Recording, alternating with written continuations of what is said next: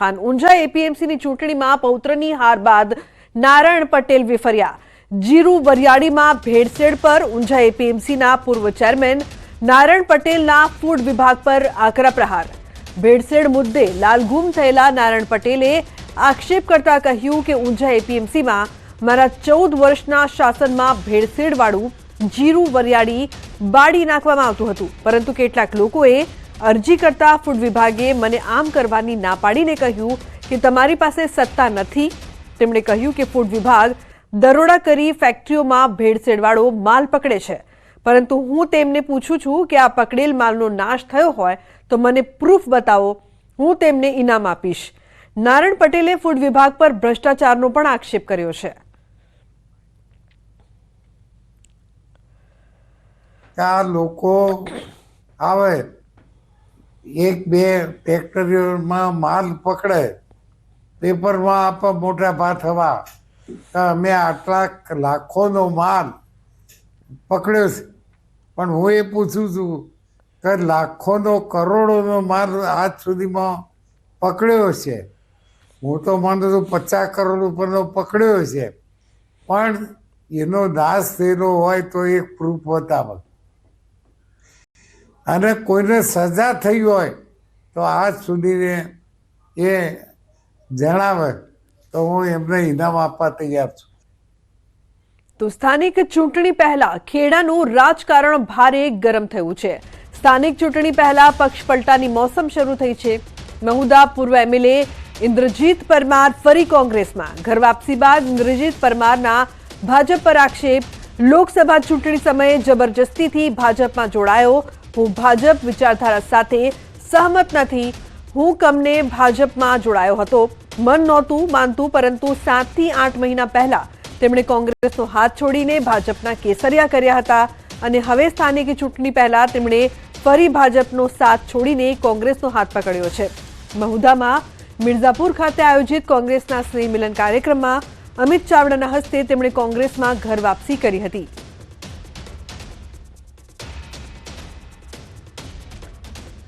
કોંગ્રેસની વિચારધારા સાથે હું જોડાયેલો છું। ભાજપની જે વિચારધારા છે, એના જે વિચારો છે, એની સાથે હું સહેજ બી સંમત નથી। કોંગ્રેસમાં હતો, છું અને રહેવાનો છું। હું એ પાર્ટી સાથે જે ગયેલો એ મારી ભૂલ હતી। એ ભૂલને સ્વીકારીને આજે હું પાછો કોંગ્રેસ પાર્ટીમાં આવ્યો છું। ભાજપની વિચારસરણી છે, એ વિચારસરણી સાથે હું સંમત નથી। એકદમ જૂઠી પાર્ટી છે, એ જૂઠાને વરેલી છે, જ્યારે કોંગ્રેસ પાર્ટી એ સત્યના માર્ગે છે। હું ભાજપમાં જોડાયેલો મારું મન હતું જ નહીં, મને જ પાર્ટીમાં ગયેલો, ત્યાં એક જ દિવસ ગયો છું અને કોઈ બી મેં ઇન્ટરવ્યૂ બી નથી આપ્યું ને કોઈ પાર્ટીના પક્ષના મિટિંગોમાં હું ગયો નથી, મને આવકાર્યો બી નથી, હું ગયો નથી। મને ગયેલો ને મારું મન બી નહોતું માનતું, છતાં બી હું ગયેલો।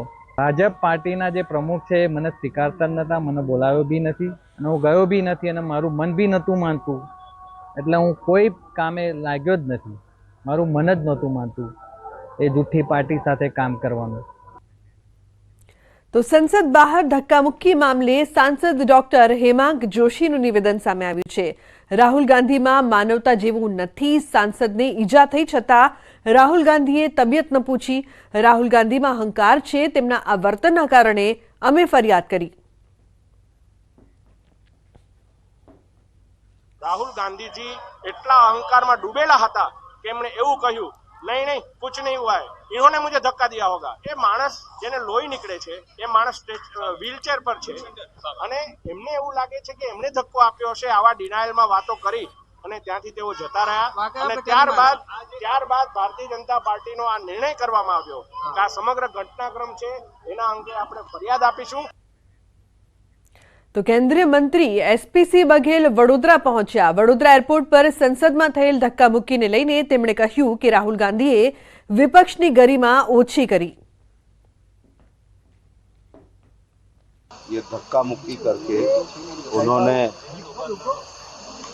जो एलओपी होता है लीडर ऑफ अपोजिशन, उसकी गरिमा को गिराया है और अपने मूल स्वभाव को बताया है।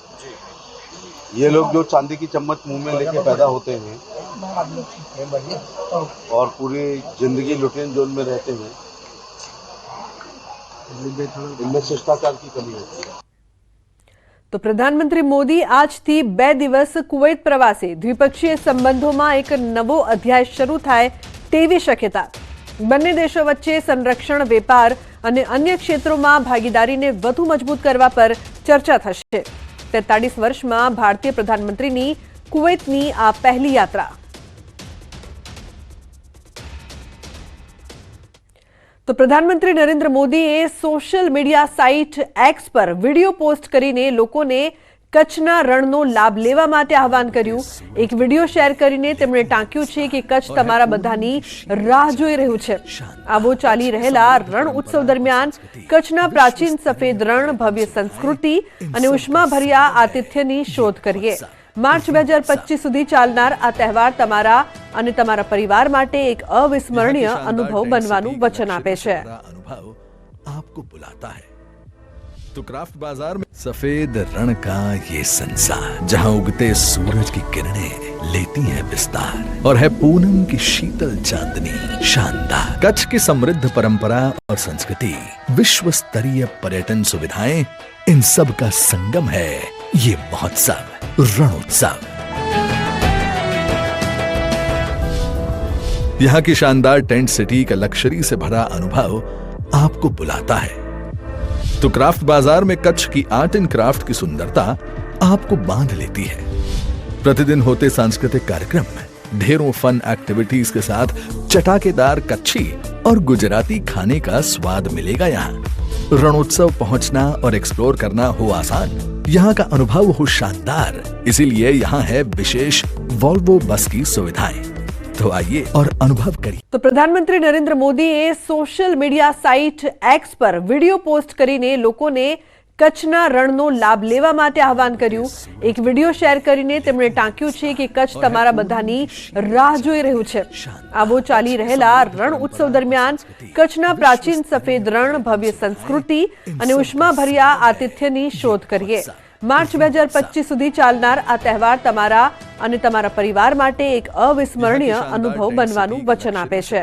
अनुभव आपको बुलाता है तो क्राफ्ट बाजार में सफेद रण का ये संसार, जहां उगते सूरज की किरणें लेती हैं विस्तार और है पूनम की शीतल चांदनी शानदार. कच्छ की समृद्ध परंपरा और संस्कृति, विश्व स्तरीय पर्यटन सुविधाएं, इन सब का संगम है ये महोत्सव, रणोत्सव.